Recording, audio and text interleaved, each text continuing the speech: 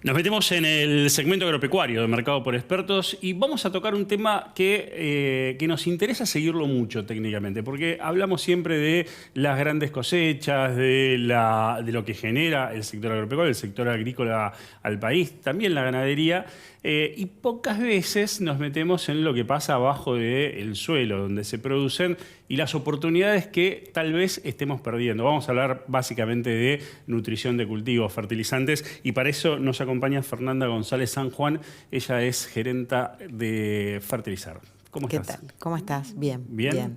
Bien. Vamos cerrando el año. Seguramente el número consolidado lo tengan los primeros días de enero, pero ¿cómo estuvo el uso de fertilizantes? ¿Cómo estuvo la aplicación? ¿Cómo lo viste el productor en este año, en realidad, en esta doble campaña? La verdad que el año va arrancando con una expectativa. Teníamos una expectativa de un mercado para el 2024 un poco mayor a la del 2023, porque se recuperaba humedad, porque el productor, por suerte, insiste en poder tener las gramíneas en la rotación, y las gramíneas son cultivos que llevan dosis más altas. Entonces arrancamos el año con una expectativa quizá de mayor uso de tecnología respecto al 2023, y después fueron pasando cosas. Pasaron cosas. Pará, porque yo te hago esta pregunta y vos me decís cómo arrancaron el año y me nombrás cosas que tienen que ver con lo agronómico. Y tuvimos un cambio gigante en el medio, en la dinámica política y sobre todo económica, y sobre todo en los mecanismos de importación, ¿no? Claro, bueno, vos acordate que cuando hicimos la campaña de trigo se hablaba de que se iba a quitar el impuesto país, porque hablábamos del sobrecosto argentino, ¿no? Los fertilizantes son un insumo que tiene un componente importado muy alto. Y en el componente que hablábamos en ese momento y hacíamos el análisis, teníamos cosas que estuvieron siempre, que parece que uno se fue acostumbrando, pero que están, que tiene que ver con los aranceles, las tasas de estadística y un montón de cosas que van agregando, y un impuesto país de un 17%, que era realmente distorsivo. Cuando los números se ajustan, ese 17% es un montón. Te saca o te pone el negocio. Sí, es un montón de plata. Te permite usar o no usar la tecnología. Y en el caso de la fertilización es rendimiento y no rendimiento. Cuando ningún productor se le ocurre hacer un maíz y no poner fertilizante. No hace maíz. No hace maíz directamente. Claro. Entonces, hay cosas que Arrancamos con stock porque teníamos complicaciones para importar el año pasado. Entonces, el arranque del año, enero, ¿había stock o...? Bueno, ahí lo que pasaba era que el problema era en la importación. Entonces, el productor no compraba para no calzarse con un insumo que parecía que iba a estar más barato porque el impuesto país se iba a sacar. Sí, y las empresas igual traían, y cuando nacionalizaban pagaban el 17%, y si después sobre la marcha lo sacaban, había todo un desarreglo que no se podía creer. Era muy difícil proyectar. Hoy parece, qué locura, cómo no lo pensamos, pero estaba, y nos habíamos acostumbrado. Y la campaña anterior se hizo con eso. Entonces, cuando la campaña de trigo empieza a acercarse, el impuesto país no salía, y el productor hizo los números. En ese momento los números daban para igual usar buena tecnología, había humedad, con lo cual era una buena oportunidad para el trigo. Bueno, el trigo entendemos que salió con buena tecnología. Y hasta ahí veníamos un año con más o menos con la expectativa que teníamos, a pesar de que había como cosas de último momento. Bueno, ahí se normalizó el flujo de dólares para importar con algunas particularidades, pero era mejor de donde se venía. Claro, porque pagábamos a 6 meses. Claro, pero a su vez vino el tema de, ya baja el impuesto país. Claro, entonces era todo esperando, ¿entendés? Las empresas le habían achicado podían pagar antes, Sí. Bueno, eso se fue como normalizando, pero veníamos de una situación totalmente desarreglada, pero acostumbrados, mal, pero acostumbrados. Bueno, se fue acomodando, y eso hace que podamos concentrarnos en lo agronómico. Porque la verdad es que la actividad es una actividad productiva, y nos transformábamos nos quitaba mucha energía. Mirá que en la agronomía no es fácil, es una ingeniería. Había que sentarse a hacer agronomía, pero claro, lo otro era tan fuerte que... Bueno, no, totalmente. No puedes hacer agronomía. Se van acomodando esos... sin tener en cuenta ese número, cuánto cuesta hacer agronomía. Pero en el fondo te tenés que sentar a pensar, a hacer la estrategia de la fertilización, a ver el cultivo, a ver cómo rotás, a ver el carbono. Claro, pero después tenés que dar vuelta y tenés que pagar un cheque. Tenés que pagarlo.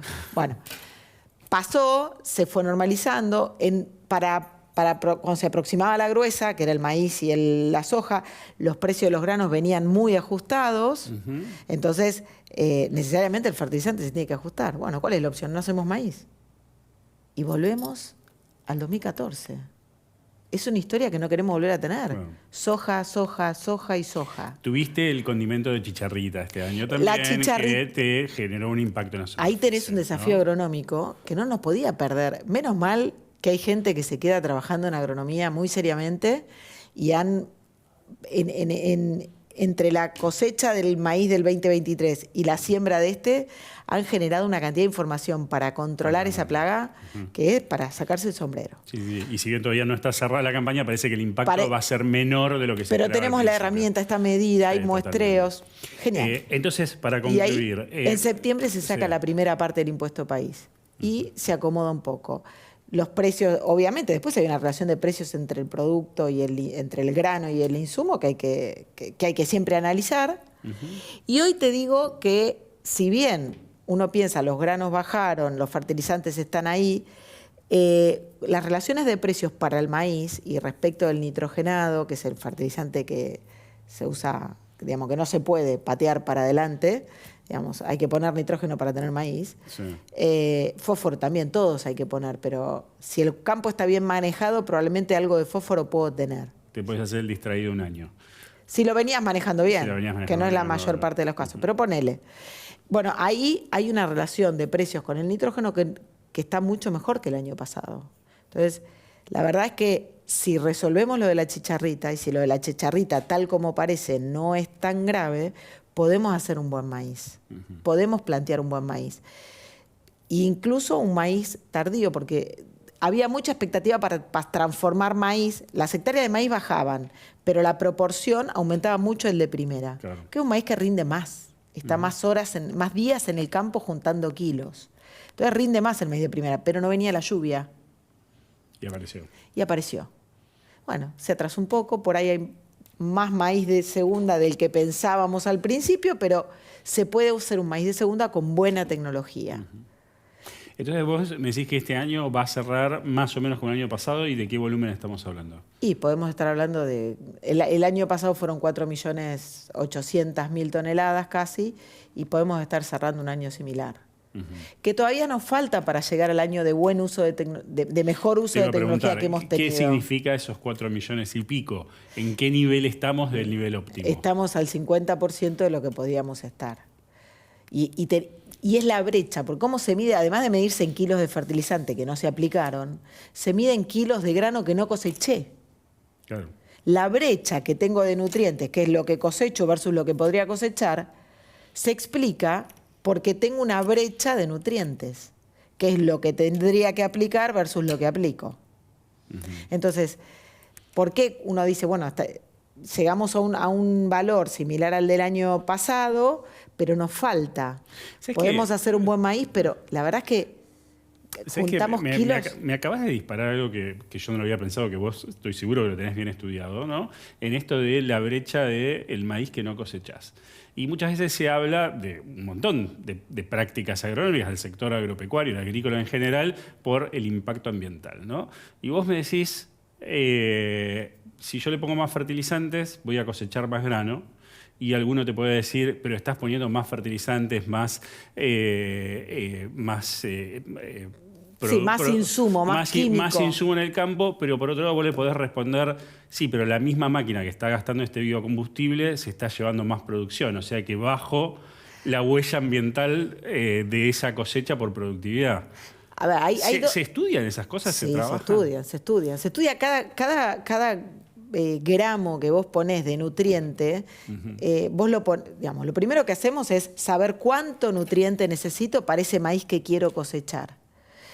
La verdad que apuntar a decir, yo quiero cosechar 7.000 kilos de maíz. Che, pero si podés cosechar 14, o podés cosechar 12. La genética te da para cosechar 14. Nadie intenta cosechar la mitad de lo que puede. No. Entonces, vos querés cosechar 12, para cosechar 12 la estrategia de fertilización es esta. Y la estrategia incluye la cantidad de fértil, pero el momento en que lo aplico, o sea, aplicarlo cuando el cultivo no lo requiere, y sí. Estás tirando al piso algo que no estás tirando algo que no lo va a absorber el cultivo. Que no lo vas a absorber. Exacto. Entonces vos es cuánto fértil aplico, en qué momento, en qué lugar lo pongo para que la planta lo pueda tomar, porque absorbe por raíz. Eso es la ingeniería, ¿no? Entonces, encontrar el momento, la dosis, todo lo justo que necesita el maíz. También se explica por los sistemas de rotación que vos tengas de cultivos, que por ahí te van a permitir ahorrar algún tipo de insumo, ¿no? Y ahí hay, no todo si yo tengo un lote grande como esta mesa, cada parte del lote tiene su particularidad. Entonces, en la medida que yo pueda ir como partiendo mi lote y decir, che, acá... porque el suelo entrega una cantidad de nutrientes en forma espontánea. ¿Y de qué depende lo que entrega el suelo? Depende del tipo de suelo, depende del clima, depende de las temperaturas. Entonces, si yo ahí tengo un suelo que tiene un manchón de fertilidad y acá no lo tengo, probablemente ahí tenga que hacer una estrategia y acá otra. Y acá pongo una cantidad de fertilidad y ahí ponga otra, para cosechar los mismos kilos de maíz. ¿Se entiende? Sí, o el potencial del maíz en este lote es distinto que ese lote. Entonces no puedo decir quiero 12.000 kilos y estoy en un campo de Cuenca del Salado. No, 12.000 kilos lo puedo pedir en donde los ensayos demuestren que ahí rinde 12.000 kilos. Fernanda, esa información está. Muy, muy cortito, en un año que fue tan político también en general, hubo varios proyectos de ley en los últimos años diciendo vamos a generar algún mecanismo para promover justamente la fertilización a través de algún beneficio impositivo, algún pago a cuenta, algo distinto. ¿Se pudo hablar de esas cosas en el Congreso hoy? ¿Hay proyectos todavía vivos de esos temas? No, proyectos vivos de los que en su momento estuvieron no hay. Hay dando vuelta ideas, sí, sé que la Fundación Barbechando está trabajando. La verdad es que a veces lo que hay que entender es que la tecnología de la fertilización, además de generar rendimiento, genera calidad de cultivo, porque me da contenido de minerales en los cultivos, proteína y demás. Y por otro lado me preserva el recurso natural. Entonces, no es nada más que la tecnología que genera kilos y que puede, que si se maneja mal contamina. Es una tecnología que hay que usarla bien para no generar ningún efecto que no querramos, porque es una tecnología. Viene con un manual de uso. Totalmente. Entonces, tenemos que intentar que se mejore el uso de la tecnología de la fertilización. Es la única, es una de las tecnologías que mejor explica el nivel productivo, no es la única. La genética también, la siembra directa, la rotación de cultivos. Todas esas tecnologías nos ayudan a generar más rendimiento, más calidad y preservación del ambiente productivo. Si yo quiero cuidar el ambiente productivo, entre otras tecnologías, tengo que usar el fertilizante. Bien, con el manual de uso. Por supuesto. Fernanda, muchísimas gracias y que termines muy bien el año. Dale, vos también. Gracias. Seguimos con más Mercado por Expertos.